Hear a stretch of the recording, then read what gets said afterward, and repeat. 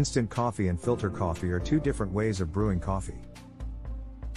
Instant coffee, also known as soluble coffee, is made by brewing coffee and then dehydrating the solids, so that the resulting product can be reconstituted by adding water.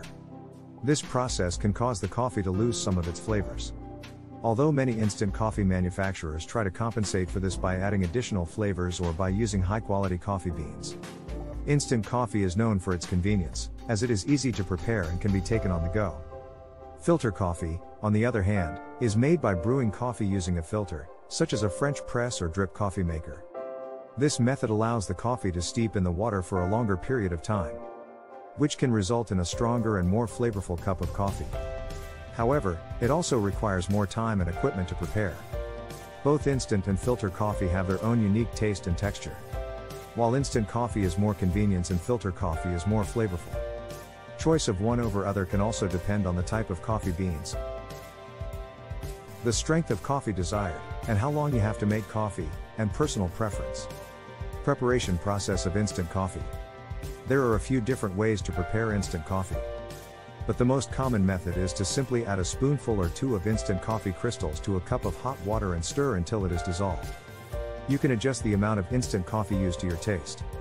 Another way to prepare instant coffee is to mix the instant coffee crystals with a small amount of cold water to form a paste, and then add hot water to the paste to create the final cup of coffee.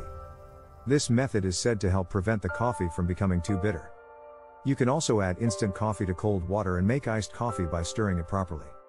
You can also make whipped coffee with instant coffee by whipping together instant coffee, sugar, and a bit of hot water until it forms a thick foam and then adding cold milk or water.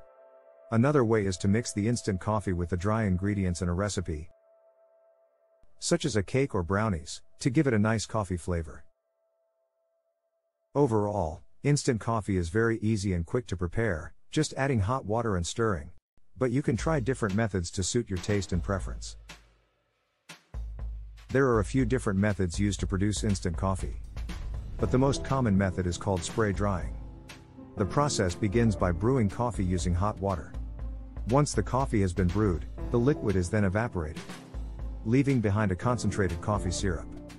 This syrup is then mixed with other ingredients, such as sugar, flavors or non-dairy creamer.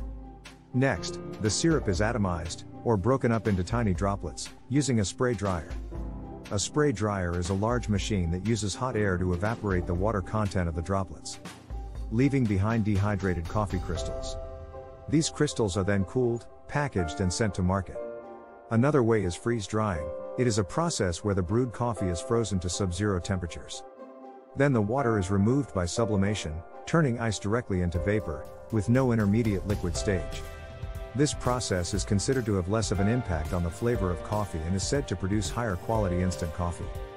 Overall, instant coffee production is an industrial process that takes freshly brewed coffee and converts it into a dry, shelf-stable powder that can be easily prepared by adding hot water and gives a drinkable coffee almost instantly. The caffeine content in coffee can vary depending on a number of factors, such as the type of coffee bean used, the brewing method, and the serving size.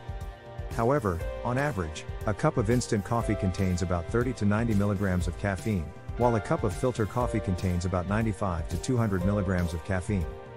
It's important to keep in mind that these are just averages and the actual caffeine content can vary widely. Some brands of instant coffee may contain as little as 30 milligrams of caffeine per serving, while others may contain as much as 100 milligrams. Similarly, the caffeine content of filter coffee can vary depending on the strength of the brew and the serving size. A single shot of espresso, for example, contains 63 milligrams of caffeine while a cup of filter coffee contains 95 to 200 milligrams of caffeine, again based on the beans, roast, and brewing method.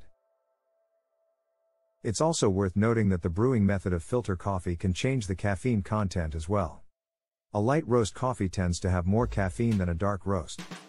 The longer the beans are roasted, the more caffeine is lost. In conclusion, instant coffee generally has lower caffeine content compared to filter coffee. But there can be variations depending on the brand, preparation, and serving size. It's always a good idea to check the label or ask the manufacturer for specific caffeine content information.